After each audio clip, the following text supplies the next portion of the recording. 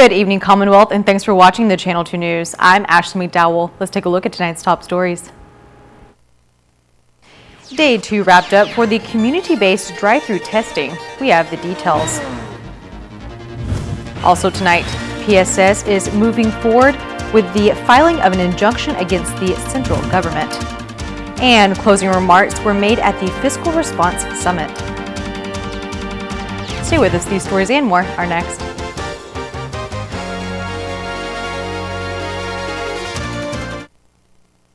Family is on whole home Wi-Fi powered by Plume.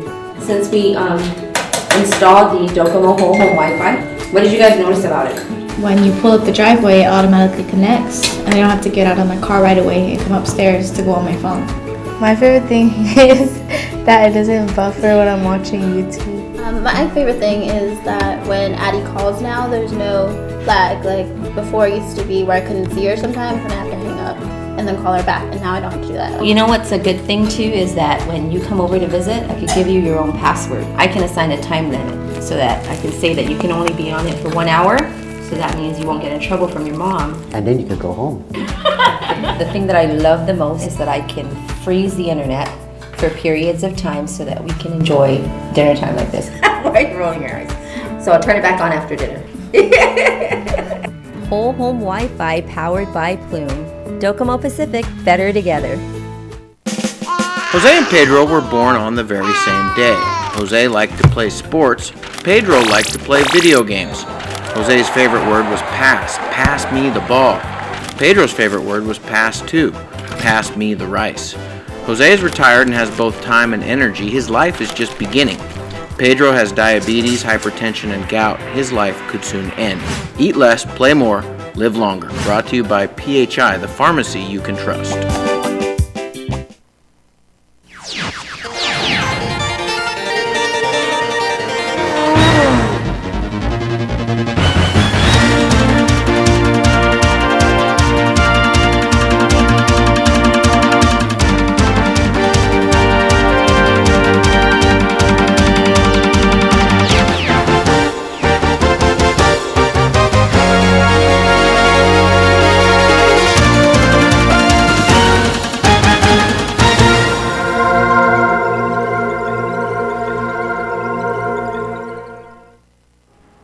Halfa Day Tirawami and good evening, Commonwealth. Today is Wednesday, April 29th, 2020.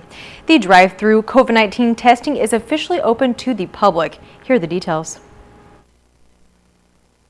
The process to get tested for COVID-19 is easy, smooth, and free. It's the community-based drive-thru testing at the Saipan International Airport. Wrapping up Day 2. Yeah, the community-based drive-thru is going well. This is Day 2.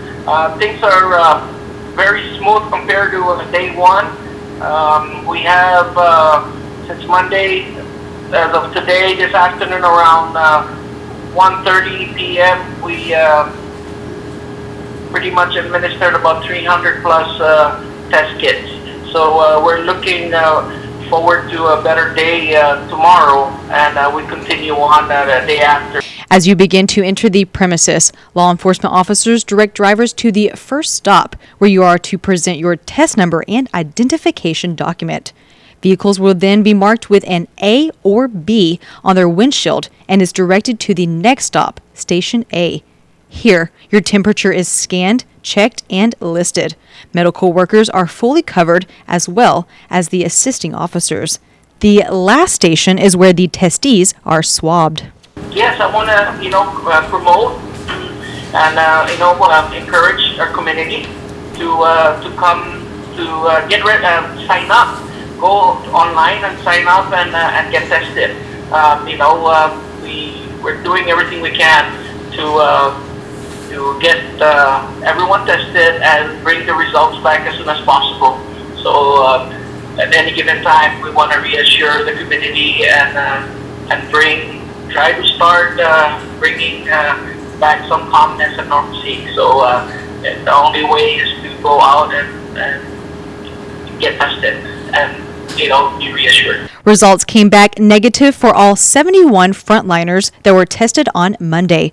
Villa Gomez says the community-based tests that were done Tuesday and Wednesday have not been processed yet, keeping the current number of positive COVID-19 cases in the CNMI at 0 as of 12 p.m. Wednesday. We haven't gone back, any positive, so that's good news. So we continue on with all of our continue on with our surveillance efforts and community contact tracing that we're doing. So we're not stepping down any of our efforts that we're doing at this moment of time. CHCC is still awaiting the remaining 20,000 test kits from South Korea. We should be receiving it anytime. We are in communication with South Korea, SOJET, and we will be obtaining the remaining balance as soon as possible. So we got more transport media, BTMs, for what test kits we have on hand and on island. So we're good in regards to administering and elevating our testing capacity. The results for community-based drive-thru testing will be given to each individual and will be added to the overall CNMI tracking. The system reaffirms the filing of an injunction against the government. KSPN's Sally Limas has more. The Board of Education met this morning online to discuss whether PSS will suspend or cease the injunction against Governor Ralph Torres and Finance Secretary David Attilig. PSS legal counsel Tiberius Mocano explains where the lawsuit stands now. An injunction is a remedy that you would ask the court for, and you would ask the court to do something. In this case, the injunction that when we filed the lawsuit and asked for injunctive relief, we asked that the court order Secretary of Finance Attilig and the governor to cease payments under the 21-08 public law, which was the budget for this fiscal year. In order to achieve that, we had to present to the court that there would be, well, amongst other factors, that there would be irreparable harm had these payments continued to occur in violation of what we believe the decision in the Supreme Court said. Consequently, before that was filed, the public school system closed its schools on account of COVID-19.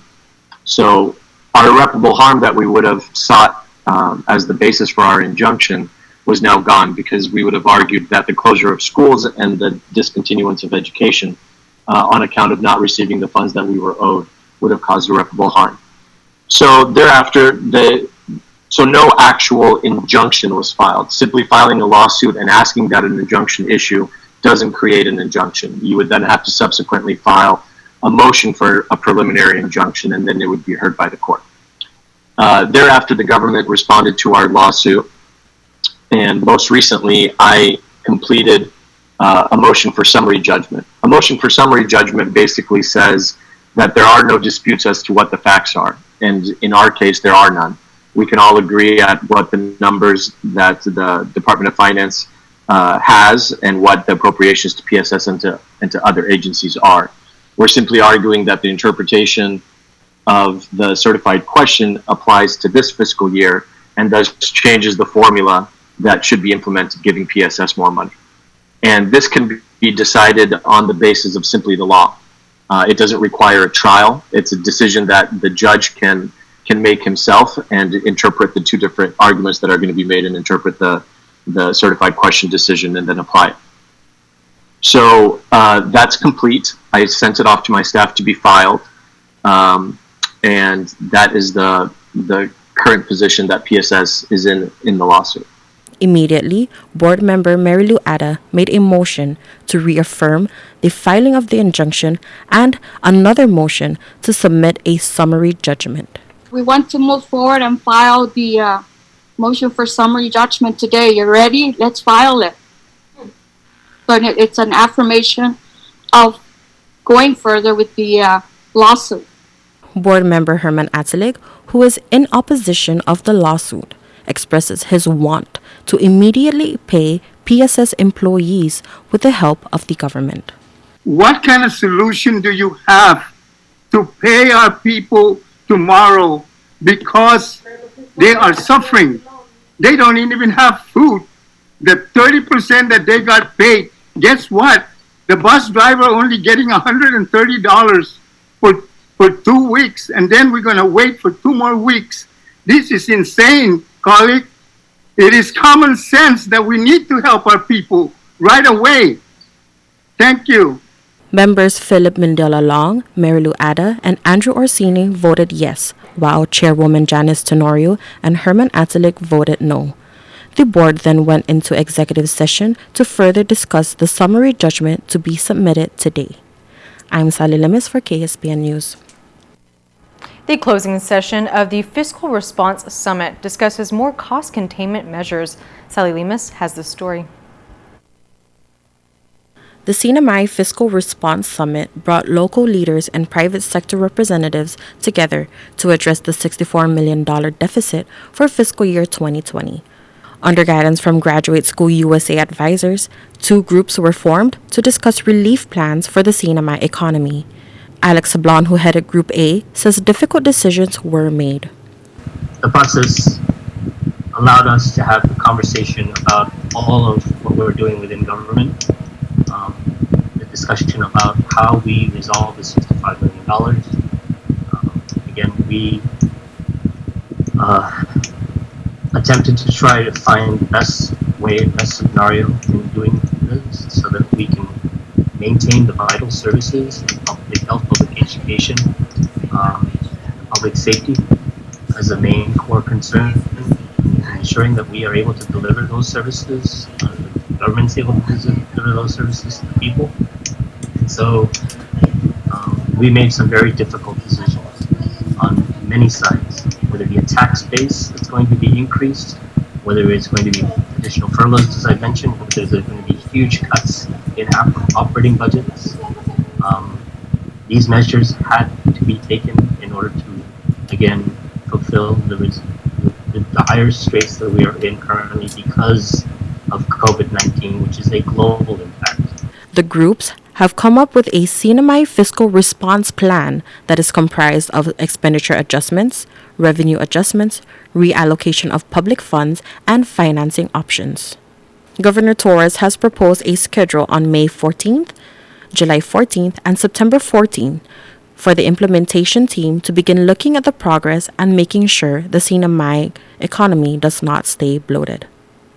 A lot of the issues that was raised during the conversation was where do we stand economically here in the CNMI, and issues that are raised throughout the years: bloated government, over expenditure, travel, accountability, and double the positions that needs to be audited. But what is the right size of government? So through that process, that was the request that we made with Lieutenant Governor, because I believe this is the right time, although it's difficult. None of us want to furlough anyone, but at the same time, we have to live within our means. And we can sit here all day and blame each other, or we address and we acknowledge where we're at today, what are we facing, but more importantly, where do we go from here? And having all the 3 branches of government, all the stakeholders who represent our private partners, at the end, this is one Commonwealth, one direction, and one community.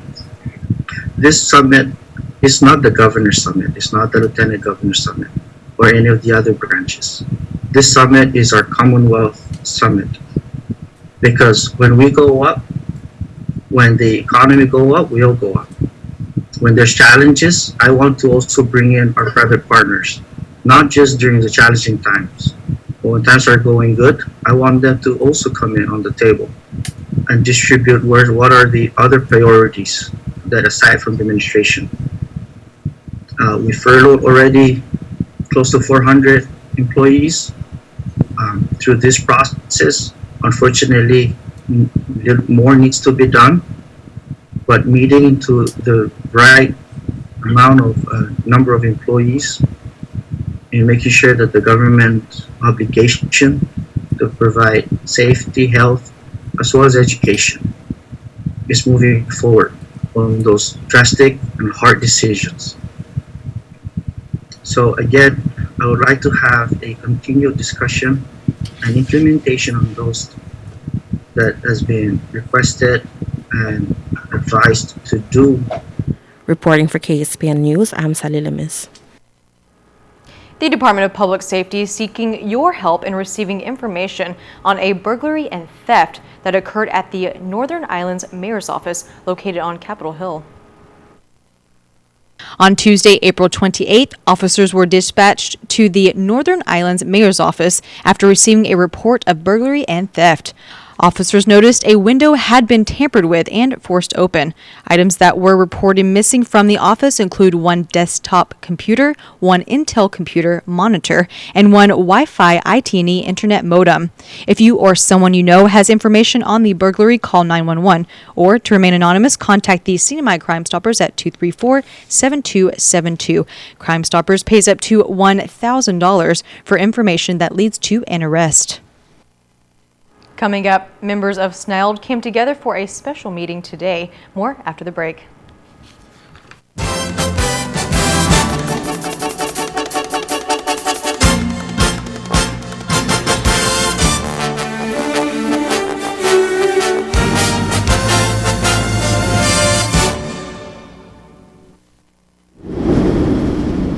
Mom, are you sure? What about the shutters? And do you have your medicine? Don't worry about us, love, okay? You take good care of yourself. I'm in love. Yeah, sorry. The power went out, so I had to light up all the candles. Yeah. Yes, baby, yeah. I'm just glad our home phone's working and we're able to contact you.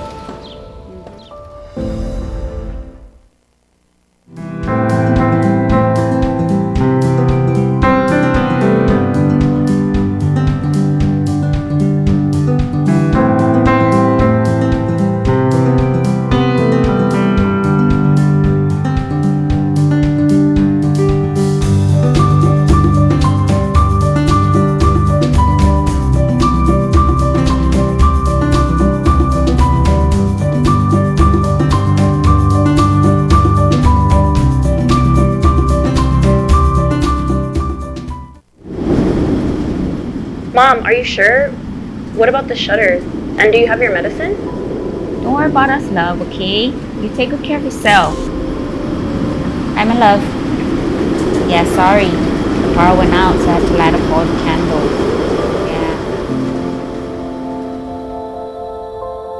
Yeah. Yes, baby, yeah. I'm just glad our home phone's working and we're able to contact you.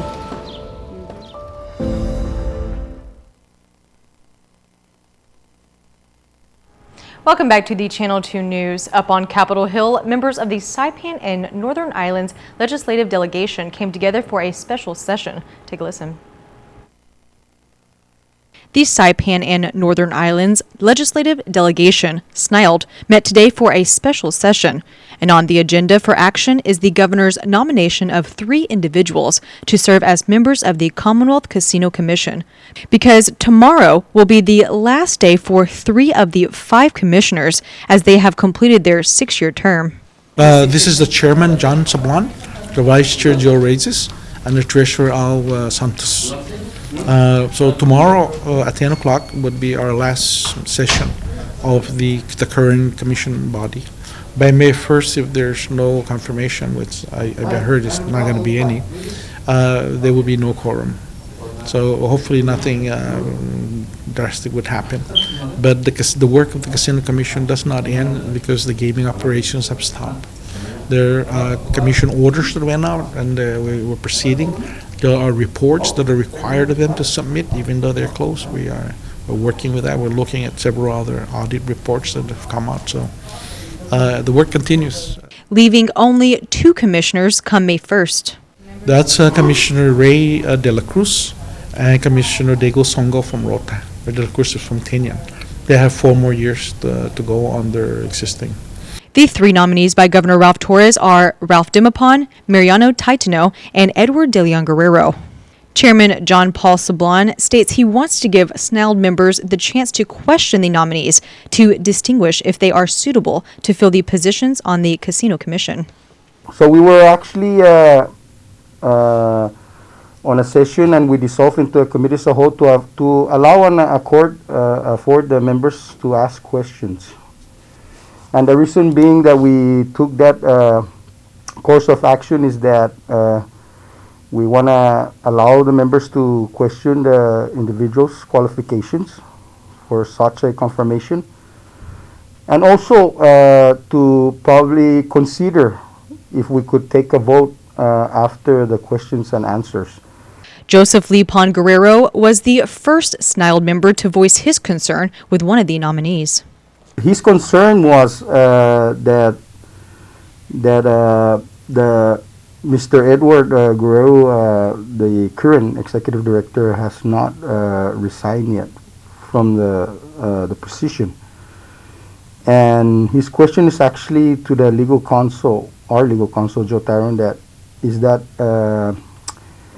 even legal that you hold your position until you confirm. And our legal counsel responded that it's legal. You're just holding your position, and as soon as you're confirmed and you're sworn, then you resign. The individual made a decision to avail to the commission position and instead of the executive director position. So that was the main question of Chairman Lee Pon, and our legal counsel had responded that there's nothing illegal about it.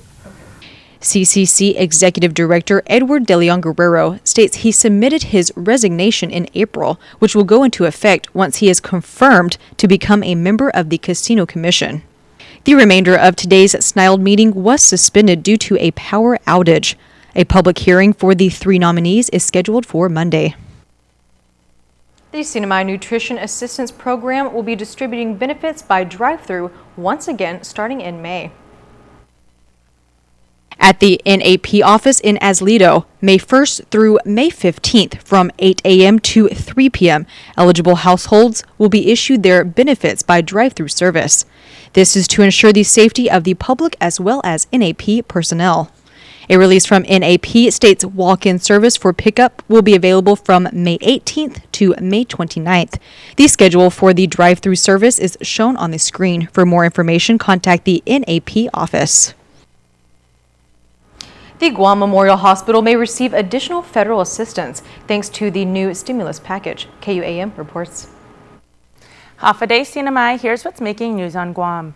The Guam Memorial Hospital has just learned it could be eligible for millions of dollars in additional federal assistance to cover payroll. The new stimulus package passed by Congress added provisions to benefit public facilities like GMH. Nestor Lecanto has more. It was Senator Amanda Shelton in a news release Sunday who noted the change in the CARES Act's Paycheck Protection Program. Hospital Administrator Lillian Posada said today was the first she'd heard of it and now has her finance department checking if they're eligible. The hospital gets reimbursed from Medicare, Medicaid, and MIP. So those are 3 government sources of reimbursement. And the combination of the 3, we get more than 50%. So I'm not sure that we will then be eligible for this. She's also concerned that it's a loan, which the hospital may not be able to pay back.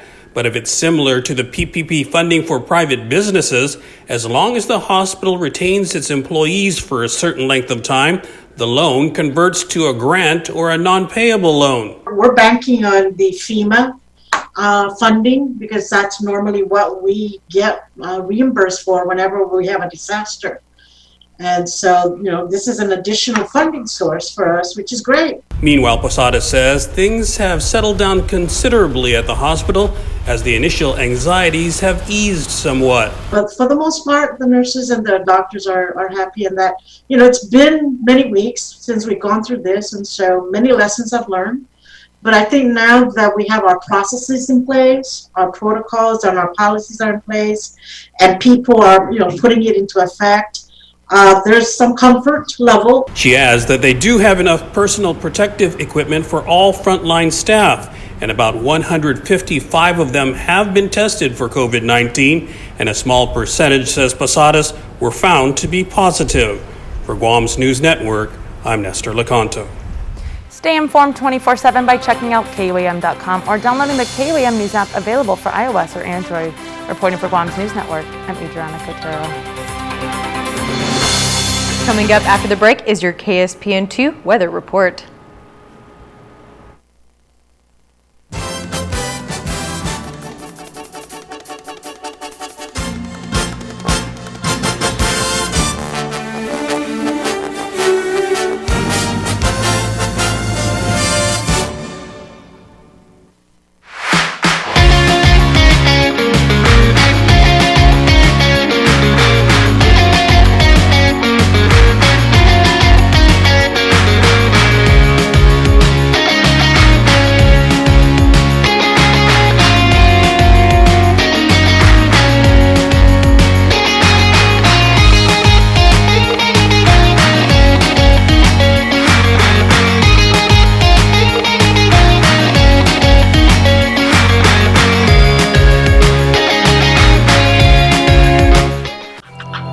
Today, I'm Dr. Dennis Williams, eye surgeon and physician at the Marianas Eye Institute.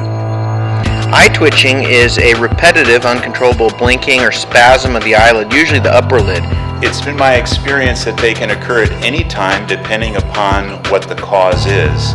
Obviously, if at the end of the day, if you're more tired or you've had a stressful day, you could get those twitchings of the upper eyelid. Many people develop a minor eyelid twitch at some point in their lives. It may be associated with fatigue, stress, or caffeine. In some cases, eye twitching is more than a temporary nuisance. The other kind is much more severe and much more rare, in which the eyes actually clamp tightly closed. And those particular kinds of situations require injections to relax the muscles. Many eye issues can be treated right here on Saipan. Come see for yourself. This has been Dr. Dennis Williams of the Marianas Eye Institute.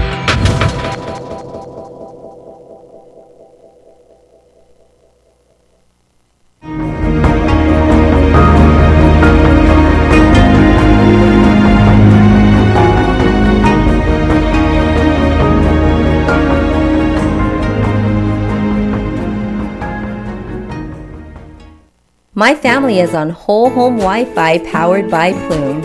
Since we installed the Docomo Whole Home Wi-Fi, what did you guys notice about it? When you pull up the driveway, it automatically connects, and I don't have to get out of my car right away and come upstairs to go on my phone. My favorite thing is that it doesn't buffer when I'm watching YouTube.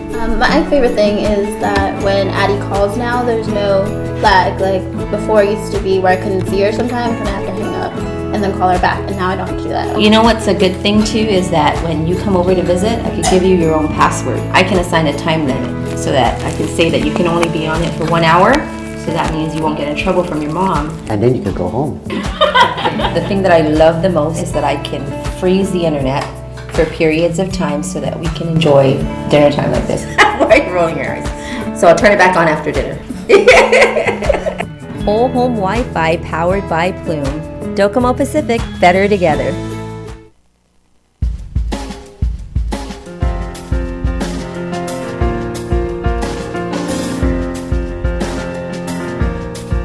And here is your weather report. Today we had a high of 92, a low of 80, 61% humidity. Tomorrow, partly cloudy with isolated light showers, east winds 10 to 20 miles per hour. Tomorrow we'll have a high of 90, a low of 79. Seas 5 to 7 feet, high tide at 2:20 a.m., low tide at 7:14 p.m. Sunrise will be at 5:54 a.m. and sunset at 6:34 p.m. Thank you for watching the KSPN2 News. Have a great and safe rest of your evening and night.